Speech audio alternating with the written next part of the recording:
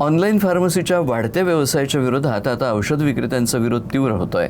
All India organisation of chemist and ड्रगिस्टच्या देशव्यापी आंदोलनाच्या हाकेला प्रतिसाद देत उपराजधानी नागपुरात देखील घाऊक आणि किरकोळ औषधी विक्रेते रस्त्यावर उतरले आहेत। संविधान चौकात Nagpur district chemist and druggist असोसिएशनच्या बॅनरखाली झालेल्या या आंदोलनामध्ये मोठ्या संख्येनं औषध व्यावसायिक सहभागी झाले होते।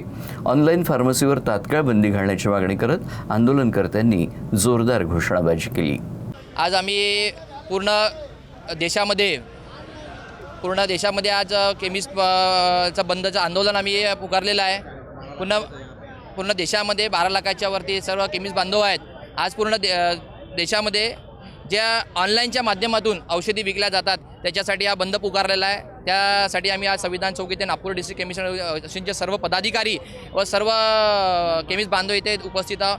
आपल्या चॅनलच्या माध्यमातून आम्ही सांगू इच्छितो की ऑनलाईनच्या माध्यमातून आज 18 ते 20 वर्षाचे पोरं व्यसनाधीन होत आहे। त्यांना इझिली नार्कोटिक्ससारख्या औषधी अवेलेबल होत आहे। त्या व्यसनामुळे त्यांचे परिवार उद्ध्वस्त होत आहे। परिवार उद्ध्वस्त होत असल्यामुळे आज ती शोकांतिका आज आम जनतेवर येत आहे। ती शोकांतिका आज पूर्ण परिवारामध्ये म्हणजे जनतेमध्ये पूर्ण होत आहे की आज आपले लहान वयामध्ये पोरं का बरं अशा व्यसनाला चाललेले आहे। त्याचं एक मुख्य कारण म्हणजे ऑनलाईन। त्या ऑनलाईनच्या विरोधामध्ये आम्ही त्या सर्व उपस्थित झालेलो आहे आणि आज पूर्ण नागपूर शहर पूर्ण बंद आहे। हेवी डिस्काउंट देतात ऑनलाईन औषधीवाले, त्याच्यामुळे जनतेला नकली औषध मिळायचा खूप मोठा धोका आहे आणि त्या धोक्यापासून सावधान राहायची गरज आहे।